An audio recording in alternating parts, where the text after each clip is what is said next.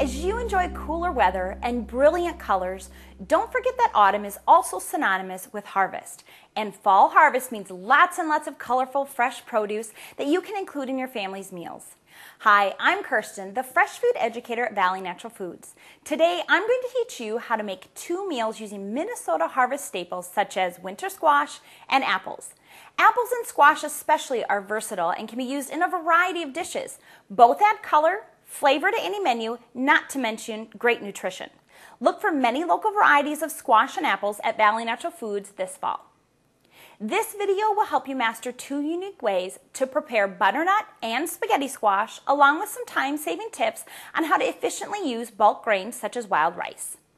Wild rice is very high in antioxidants and protein. However, it's not the fastest cooking rice out there. Because it takes a while to cook, my suggestion is to make an extra batch beyond the 1 to 2 cups that calls for this recipe, then freeze the extra cooked wild rice for use for another time. Now let's prepare this recipe. So the great thing about this dish, this is our harvest stuffed chicken breast. And we're going to be using some butternut squash. And I love butternut squash because it's a nice hearty squash. When you buy your squash and you shred it for this dish, you're just going to take a potato peeler, peel the outside, and I always tend to cut this end off because there's no seeds. You got the seeds down at this end, and you can pretty much get everything you need out of this right here. So we're going to be using this. Now I already have that ready to go. Now the next thing we need to do is we need to split our chicken breast. If you've never split a chicken breast, it's very easy. I generally just take one hand, we hold down the chicken breast with a sharp knife on the inside. You're just going to cut that open. So as you can see, we formed a nice little pocket. Now the fun part, we get to make the stuffing to stuff these. So as you can see, I've got the butternut squash already grated. I just use a cheese grater. It's very easy to do. So we're going to put that in our bowl here. Then to that, we're going to add this wild rice. Now again, we've got a great selection of bulk ingredients and wild rice is in there, and this is an incredibly protein-rich food for you to stick in your dish. We're going to toss some of that in. It's always good to get our kids to eat something that maybe they're not used to eating by stuffing it in chicken. That's my tip. Now, next we're going to add some fresh parsley. We've got some chopped up celery. Okay, we've got some minced onion. And then some cranberries. Then we're going to add some thyme and some rubbed sage. That's just going to give this a nice aromatic flavor. So we just need to grab a spoon. We're going to mix this up and then stuff our chicken breasts. So now we're ready to stuff. We've got all our ingredients mixed together for the stuffing. We're going to layer a few apple slices on the bottom of this chicken.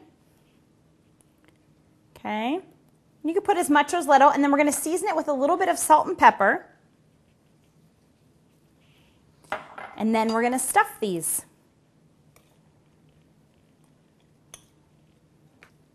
Now we're going to put these in our glass baking dish. And make sure you grease the baking dish just so it doesn't stick.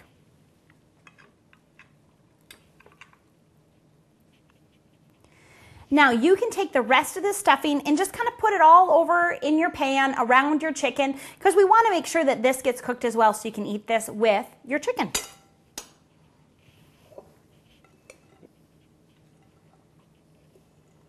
The last thing we do before we're going to put this in the oven is we're going to add some chicken broth just to help give it a little moisture. Now we're going to finish with the chicken broth and put this in the oven. The second recipe I'm going to show you is spaghetti squash with turkey meatballs. Now, you've probably served your family a traditional spaghetti dinner with meatballs and noodles. Have you ever thought about replacing those noodles with spaghetti squash? It not only makes the meal lighter with less calories, but it adds nutrition too. Your kids may not even notice the difference as spaghetti squash looks similar to noodles. You start by baking the squash for 30 to 40 minutes and then you scrape out the contents with a fork. You make your own sauce by using canned tomatoes and your own turkey meatballs. So we're talking about swapping out your noodles for this spaghetti squash. Again, there'll just be a slight textural difference for your kids, but again, they're getting something healthy. And when it comes to spaghetti, what kid doesn't love to just eat spaghetti? So they're not even really necessarily going to pay attention to the fact that you swapped out their noodles. Now, this is really easy to make your spaghetti squash. You're going to cut it in half and gut it. Cut it and gut it, as I say. Quick and easy. Then we're going to take a pastry brush and melt some butter, and we're just going to brush this with some butter. All right, so we brushed it with the melted butter. Now we're going to put on a little bit of salt and pepper to season the squash.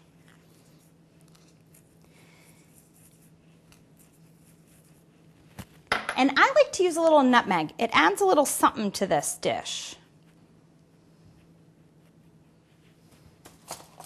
We're going to put it upside down on a foil-lined cookie sheet. Now, this is going to go in the oven for about 35 to 40 minutes. You might even need to do 45 depending on your oven. And while that's baking, we're going to make our meatballs. So we're going to make the meatballs while our squash is in the oven. We've got some ground beef. You could also use ground turkey. To that, we're going to add some Parmesan cheese. I like a little cheese in there, and then when this cooks down, because you're using just crushed tomatoes as your sauce, the flavor from the cheese and all these great ingredients in the meatballs is going to soak into that sauce. Of course, some breadcrumbs to hold it all together. And I like to use an Italian breadcrumb because, again, you're getting some seasonings and spices in there. We're going to put in a little bit of garlic. Again, you can never have too much garlic, especially when it comes to meatballs, right? Some fresh parsley.